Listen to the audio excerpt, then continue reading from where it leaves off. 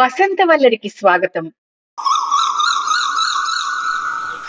వసంతవల్లరి వసంతవల్లరి వసంతవల్లరి వసంతకాలమరుదెంచెనహో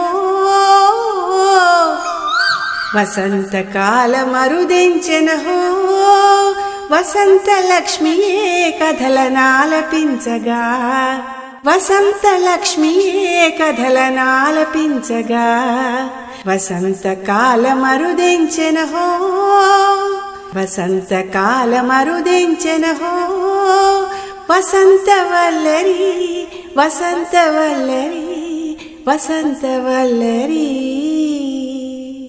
ఇవాల్టి వసంతవల్లరిలో శ్రీ గిన్నె శ్రీరాజు గారు రచించిన కథ రాగం మారిన పాట వింటారు.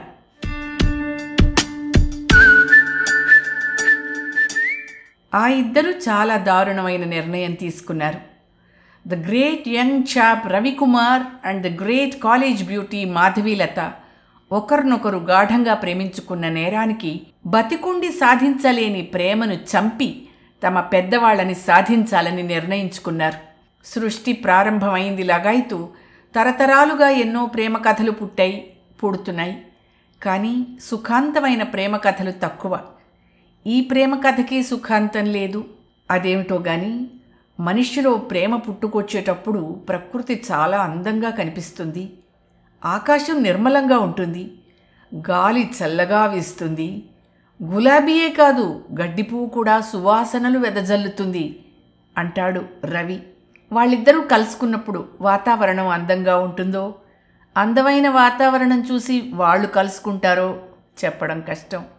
వాళ్ళు ఎన్నిసార్లు కలుసుకున్నారో అన్నిసార్లు ఆకాశం నిర్మలంగానే ఉంది, గాలి చల్లగానే వీచింది, గులాబీయే కాదు గడ్డి పువ్వు కూడా గుబాళించింది. ఒకసారి అలాంటి అందమైన సమయంలో రవి మాధవి ఒళ్ళో తలపెట్టుకుని ఆమె కళ్ళల్లో కాంతిని, చెక్కిళ్ల ఎరుపుని, గాలికి కదులుతున్న ఆమె ముంగురులని చూస్తూ, ఈ సమయం ఇంత అందంగా కనిపించడానికి నువ్వే కారణం మాధవి. నువ్వు పుట్టుండకపోతే నిజంగా నాకు ఈ జన్మ వేస్ట్ అయిపోయేది. నీ ప్రేమను అందుకోలేకపోతే నేను ఎడారిలో పిచ్చిగా తిరిగేవాణ్ణి. మాధవి, ఎప్పుడూ ఈ పిచ్చివాడి చెయ్యి విడిచిపెట్టకే జాలిగా అన్నాడు.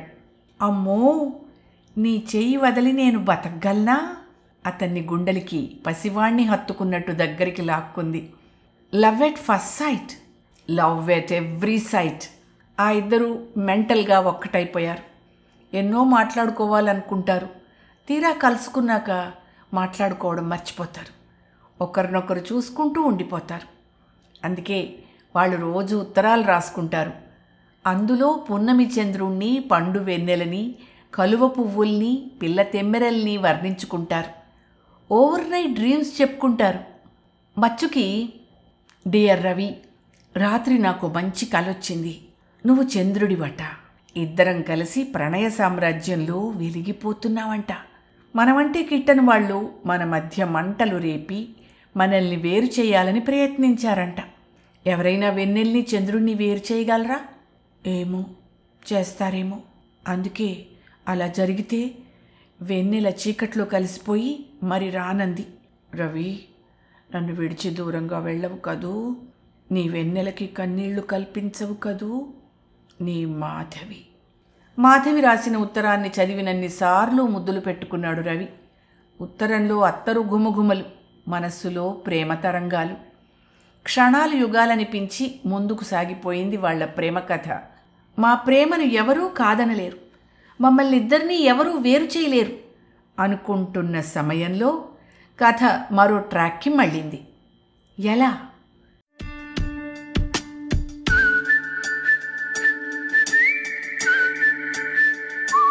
గులాబీకి ముళ్ళలా వాళ్ల తల్లిదండ్రులు ఆ ప్రేమ కథకి ఇద్దరు మగ విలన్లు, ఇద్దరు ఆడవిలన్లు అయి కూర్చున్నారు. మీ ప్రేమ సాగదు, సాగనివ్వం, సాగడానికి వీల్లేదు అని 4 గొంతులతో పెద్దగా అరిచారు. ఎందుకేమిటోయ్, మనకి లక్షలున్నాయి, అంతస్తుంది, కార్లున్నాయి, కమిషన్ వ్యాపారం ఉంది. కానీ ఆ పిల్లకే ఉంది నిన్ను పెళ్లి చేసుకోవడానికి? ఈ ఇంటి కోడలుగా రావడానికి అసలు ఏముంది ఆ పిల్లకి? She's having a mere zero. నువ్వు ప్రేమించడానికి ఫుల్ పర్మిషన్ ఇస్తున్నాను ఓయ్, కానీ నువ్వు ప్రేమించే అమ్మాయికి ఏముంది అని పెదవి విరిచే ప్రశ్న ఎదురు కాకూడదు. మైండ్ దిస్, ఆ అమ్మాయిని మర్చిపో. నీకు మర్చిపోవడం తెలియకపోతే ఎవరినైనా ట్యూటర్ని పెడతాను, అతని దగ్గర పాఠాలు నేర్చుకో అని రవి ఫాదర్ పెద్ద వార్నింగ్ ఇచ్చాడు.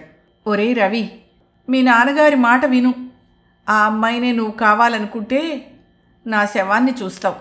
నీకు ఆ పిల్ల ఎక్కువో ఈ అమ్మ ఎక్కువో ఆలోచించుకో. ప్రేమకి చావుకి ఏదో చుట్టరికం ఉన్నట్టు రవి మదర్ చాలా సింపుల్గా తేల్చి చెప్పేసింది. తండ్రి కళ్ళెర్ర చేశాడు, తల్లి కళ్ళనీరు పెట్టుకుంది. అతను బెదిరించాడు, ఆమె బతిమాలింది. అతను నువ్వు నా కొడుకే కాదన్నాడు, ఆమె నేను నీకు తల్లినే కాదంది. చిలికి చిలికి గాలివానైంది.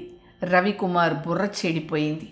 అక్కడ మాధవీలతకి మతిపోయింది. ఏమేం ముదనష్టపుదానా, సిగ్గులేదుటే? అబ్బాయి ఏమైనా మన బంధువా, మనకు కావలసినవాడా? ఏమి చూసి అబ్బాయిని ప్రేమించావే? పెళ్లి చేసుకుంటానంటున్నావు. డబ్బుని చూసా? మనకి లేదా డబ్బు? నువ్వు బరి తెగించి ఎవరినో పెళ్లి చేసుకుంటే నీ తర్వాతి ఆడగుంటలు ఏం కావాలి? ఒళ్ళు తిమ్మిరెక్కితే నూతి గట్టుకుపోయి చన్నీళ్ళు వేసుకో. కాదు కూడదు అంటే ఊరేసుకొచ్చావు. అంతేగాని కులం కుటుంబము మర్చిపోయి ప్రేమ గీమ అన్నావో కాళ్ళు ఎరగొడతాను, జాగ్రత్త. పో, నీ ఇద్దరిద్దరు కొట్టు మొహం నాకు చూపించకు. మాధవి తల్లి ఎడాపెడా తిట్టింది, కొట్టింది, శాపనార్థాలు పెట్టింది. ఆమె టెంపరేచరు 100 ఫారిన్ డిగ్రీలు దాటింది. చూడమ్మాయి, మనది సత్సంప్రదాయం గల కుటుంబం. ఇంతవరకు మనల్ని ఎవ్వరూ వేలెత్తి చూపించలేదు, ముందు కూడా చూపించకూడదు. అలా అని మా పెద్దవాళ్ళకి నేను మాట ఇచ్చానమ్మా. ఆ అబ్బాయికి నువ్వేదో మాట ఇచ్చానంటే లాభం లేదు. నువ్వు మొదట నా కూతురువి, తర్వాతే ఎవరికైనా ఏమైనా అవుతావు కదా. కాబట్టి నువ్వు నా మాట నిలబెట్టాలి. ఆ అబ్బాయిని మర్చిపో అమ్మా, మాధవి తండ్రి లాలనగా చెప్పాడు. 3 రోజులు అన్నం తినలేదు మాధవి. నీళ్లు ముట్టలేదు, నిద్రపోలేదు, చిక్కిపోయింది. రవి లేకపోతే తనకి జీవితమే లేదంది. ఇంట్లో పరిస్థితి తీవ్ర రూపం దాల్చింది. 2 వైపుల నుండి వంతెన కూలదీస్తున్నారు. వంతెన మీదున్న వాళ్ళు నీటిలో మునిగి కొట్టుకుపోక తప్పదు. ఈ పెద్దవాళ్ళు ఇంత దుర్మార్గులైపోతారని ఎప్పుడూ ఊహించలేదు వాళ్ళు. రవి బాగా ఆలోచించాడు. ఇద్దరూ దూరంగా పారిపోవాలనుకున్నారు. కానీ ఇండియా దాటినా పెద్దవాళ్ళు వెదికి పట్టుకుంటారు, కాళ్ళు విరగ్గొట్టి ఇంట్లో కట్టేస్తారు. పోనీ రిజిస్ట్రార్ ఆఫీస్లో చక్కగా పెళ్లి చేసుకుందామా అంటే మైనారిటీ ప్రాబ్లం. కన్నవాళ్ళని ఒప్పించడం, ప్రేమను సాధించడం ఈ జన్మలో పరిష్కరించలేని సమస్యలు. రవికి ఏడుపొచ్చింది. గడ్డం పెరిగిపోయింది, బట్టలు మాసిపోయాయి, మనసు బరువైపోయి జుత్తు పీక్కున్నాడు. అదే సమయంలో పక్కనే ఉన్న మాధవి రవి అని బరువుగా పిలిచింది. ఆమె కన్నీళ్లు పూర్తిగా అయిపోయాయి, ముంగురులు చెదిరిపోయాయి, కుంకుమ జారిపోయింది, మనసు మూగపోయింది. రవి, మనం చచ్చిపోదాం. అవును, మనం చచ్చిపోదాం. మన పెద్దవాళ్ళు కుళ్ళి కుళ్ళి ఏడ్చి చావాలి. మన ప్రేమను కాదన్నందుకు ఇదే వాళ్ళకి మంచి శిక్ష. అంతే. ఆ రోజు వరుస పెట్టి విషాద గీతాలు పాడుకున్నారు. రాత్రి సరిగ్గా 10:55 ఎవరింట్లో వాళ్ళు పాలల్లో విషం కలుపుకొని ఆత్మహత్య చేసుకోవాలని, తమ చావుకి ఇంట్లో పెద్దవాళ్లే కారణం అని రాసి పెట్టాలని గట్టిగా నిర్ణయించుకున్నారు.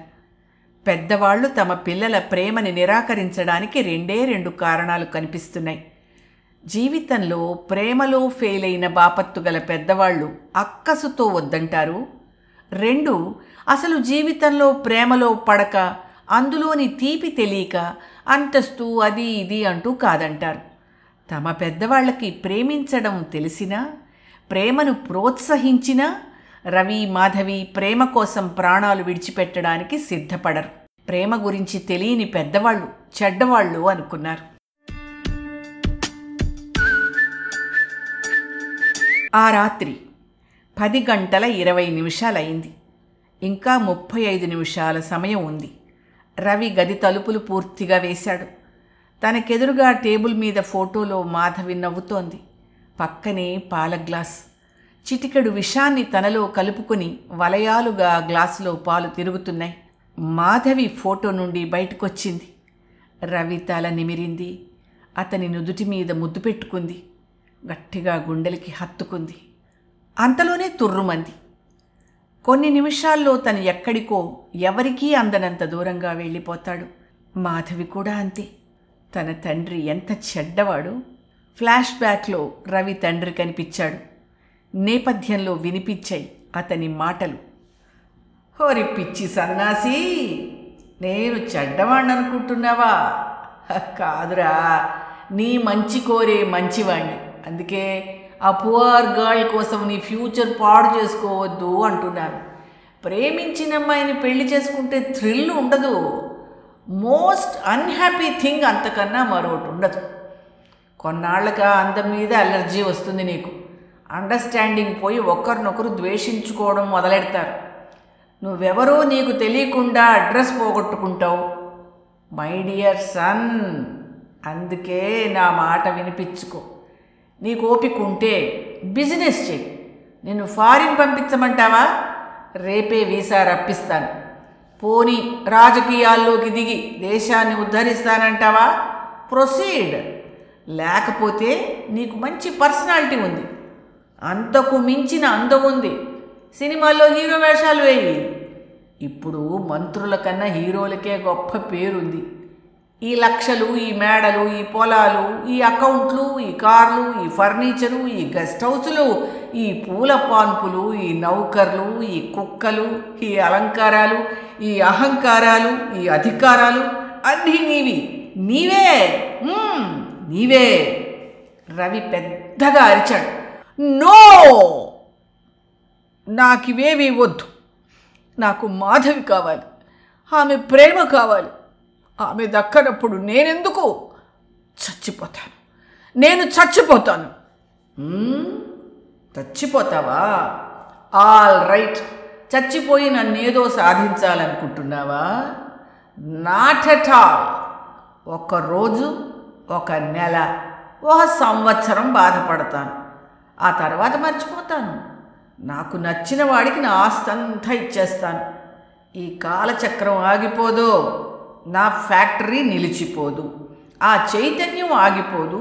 నా ప్రాణం ఎగిరిపోదు. నా టైం చాలా వేస్ట్ అయింది. బాగా ఆలోచించుకో. మన అంతస్తు ఏమిటో గుర్తు తెచ్చుకో. కాదని చస్తాను అంటావా? నీ కర్మ. Good night son. నేపథ్యం ఆగిపోయింది. తండ్రి రూపం చెరిగిపోయింది. రవి కళ్ళ ముందు మాధవి 35 mm కనిపించింది.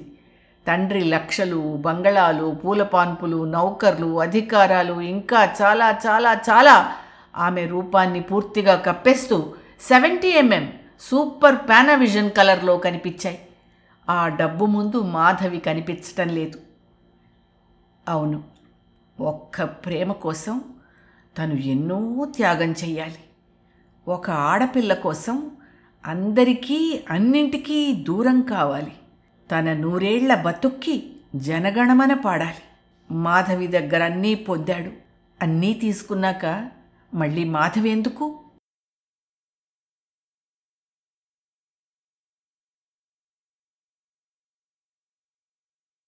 మర్నాడు మామూలుగా కాలేజీ తెరుచుకుంది. కాలేజీలో అడుగు పెడుతుంటే గుండె దడదడమంది. కాళ్ళు తడబడ్డాయి. కళ్ళకి కొంచెం కొంచెం మసగ్గా కనిపిస్తోంది. మరికొన్ని క్షణాల్లో చెడు వార్త వినక తప్పదు. విని నిగ్రహించుకోవాలి. ఆ చావుకు తానే కారణం. కానీ ఎవరు ఊహించడానికి అవకాశం ఇవ్వకూడదు. ఎన్నో అపశకునాలతో మనసు పీకుతోంది. క్షణక్షణానికి మనసు బరువైపోతోంది. రాత్రి సంఘటనే గుర్తుకొస్తోంది. ఎవరికి? ద గ్రేట్ కాలేజ్ బ్యూటీ మాధవికి. రాత్రి సరిగ్గా 10:20 అయ్యింది. నా చావుకి మా అమ్మా నాన్నే కారణం. వాళ్లకి శిక్ష వేస్తే కానీ నా ఆత్మకి శాంతి ఉండదు. శాంతిని కోల్పోయిన మాధవి అని మాధవి ఉత్తరం రాసి కనిపించేటట్టు టేబుల్ మీద ఉంచింది. ఒక్కసారి గతాన్ని పునరావృతం చేసుకుని నిట్టూర్పు విడిచింది. మరో క్షణంలో ఈ నిట్టూర్పులు ఆగిపోతాయి అనుకుంది. పాల గ్లాసులో విషాన్ని కలపడానికి సిద్ధంగా ఉన్న మాధవి తలుపు కొడుతున్న చప్పుడు విని గబగబా పొట్లం పరుపు కింద దాచేసి తలుపు గడియ తీసింది. ఎదురుగా మాధవి తండ్రి. నేను చచ్చిపోతున్నట్టు నాన్నకెలా తెలిసిందబ్బా అనుకుంది మాధవి మనసులో. అతను కూతురి తలను ప్రేమగా నిమిరాడు. కూర్చోమని చెప్పాడు. కన్న కూతురికి చెప్పినట్టు కాకుండా ఒక స్నేహితురాలికి మళ్ళీ హితబోధ చేశాడు. అమ్మా మాధవి, నువ్వు సుఖపడతానంటే ఈ సంప్రదాయాల్ని, కట్టుబాట్లని, ఆచారాల్ని నీకోసం త్యాగం చేస్తానమ్మా. కానీ నువ్వు సుఖపడలేవమ్మా. ఎందుకో తెలుసా? ఆ అబ్బాయి ప్రేమించినందుకు నిన్ను పెళ్లి చేసుకోవచ్చు. అయితే పెళ్లి చేసుకుని ఎదిరించినందుకు అతని తల్లిదండ్రులు బయటకు పొమ్మంటారు. అతని చేతిలో అరపైసా ఉండదు. డబ్బు లేకపోతే మనిషే లేడు, జీవితమే లేదు. అప్పుడు ప్రేమలో మాధుర్యం కనిపించదు. చేదు, బాధ, నరకం వీటిని తట్టుకోలేక ఒకళ్ళనొకళ్ళు అసహ్యించుకుంటారు. పోనీ అలా కాకుండా అబ్బాయి తల్లిదండ్రులు మిమ్మల్ని కాదనలేదనే అనుకుందాం. కానీ అప్పుడు అసలు నీకు సుఖమే ఉండదు. ఉన్నవాళ్ళకి ఇల్లాలుగా వెళ్ళడం కన్నా ఉంపుడు గత్తెగా ఉండడం మంచిదన్నారు. నువ్వు పేరుకు మాత్రమే భార్యవమ్మా. నీ భర్త నీకు అగుపించడం అరుదు. అతనికి ఎన్నెన్నో వ్యసనాలు, మరెన్నో వ్యవహారాలు, డబ్బుతో ఎన్నో సుఖాలు కొనుక్కుంటాడు. ఆ సుఖం ముందు నువ్వు అస్సలు కనిపించవు. నీకు కన్నీళ్లే మిగులుతాయమ్మా. నేను పెద్దవాణ్ణి తల్లి, అన్నీ అనుభవించిన వాణ్ణి. నువ్వు సుఖపడాలని కోరుకుంటున్నానమ్మా. మీ అత్తయ్య కొడుకు ఐఏఎస్, జిల్లా కలెక్టర్, నిన్ను ఇష్టపడుతున్నాడురా. కలెక్టర్ గారి సతీమణిగా నీ హోదా ఏమిటో ఆలోచించుకో. ఆ తర్వాత నీ ఇష్టం. ఇంత సున్నితంగా చెప్పిన వాణ్ణి కఠినంగా కూడా చెప్తున్నాను. నా మాట కాదన్నావా, నా కంటికి ఎప్పుడూ కనిపించకు. మాధవి తండ్రి వెళ్ళిపోయాడు. ఠక్కున తలుపు మూసుకుంది. మాధవి ఆలోచనలో పడింది. తను చావడం చాలా తెలివి తక్కువ అనిపించింది. తన తండ్రి చెప్పిన మాటల్లో అంతా నిజమే కనిపిస్తోంది. తన స్మృతి పథంలో రవి కనిపించాడు. అతని చుట్టూ సీతాకోక చిలుకల్లాంటి అమ్మాయిలు. అతని చేతిలో మందు గ్లాసు. తూలుతూ తూలుతూ నడుస్తున్నాడు. అమ్మాయిల మీద వాలిపోతున్నాడు. తను ఒంటరిగా చీకటిలో అతని కోసం ఎదురుచూస్తోంది. ఆ చీకటి మరీ ఎక్కువై పూర్తిగా రవి కనిపించకుండా పోతున్నాడు. అమ్మో, ఆ చీకటి బతుకు నాకొద్దు అనుకుంది. తనెందుకు బలి కావాలి? రవితో స్నేహం చేసింది, ప్రేమించింది, షికార్లు తిరిగింది. That's all. లవ్, అదే ప్రేమ. ప్రేమను పెళ్లితో ఎందుకు జత చేయాలి? కలెక్టర్ గారి సతీమణిగా ఆమె భవిష్యత్తు బంగారు బాటలా కనిపిస్తోంది. కానీ అక్కడ రవి 10:55 చూడగానే టక్కున విషం తీసుకుంటాడు. తనను తలుచుకుంటూ చనిపోతాడు. తను ద్రోహం చేసినట్టు తెలిస్తే అతను క్షమిస్తాడా? చచ్చిన తర్వాత క్షమించడాలేమిటి? ఏదో చేస్తుంది, ఏదో అనుకుంటుంది. పాల గ్లాస్ తీసుకుని కిటికీ దగ్గరికి వెళ్ళింది. బయటకు తొంగి చూసింది. ఆకాశం వైపు చూసింది. చంద్రుడు లేడు. నల్లని ఆకాశంలో నక్షత్రాలు మల్లె మొగ్గల్లా పరుచుకున్నాయి. అలా ఆలోచిస్తూ ఫస్ట్ ఫ్లోర్లోకి అడుగు పెడుతున్న మాధవికి ఎదురుగా బాల్కనీ మీద నిలబడి ఏదో తీవ్రంగా ఆలోచిస్తున్న రవి కనిపించాడు. మాధవిని చూసి అతను కంగు తిన్నాడు. రవిని చూసి ఆమె కంగారు పడింది. కొన్ని క్షణాలు ఒకరినొకరు చూసుకుని నిర్ఘాంతపోయారు. అంటే ఇద్దరూ ఒకేసారి మనసులో అనుకున్నారు. అంతకుమించి ఏమీ అనుకోలేదు. ఆ తర్వాత ఆ ఇద్దరూ ఒకరికొకరు జీవితంలో తారసపడలేదు. బహుశా రవికుమార్ ఫారిన్ వెళ్ళిపోయి పెద్ద బిజినెస్ మ్యాగ్నెట్గా మారిపోయి ఉండొచ్చు. మాధవీలత వాళ్ళ అత్త కొడుకు ఐఏఎస్ని పెళ్లి చేసుకుని ఉండొచ్చు.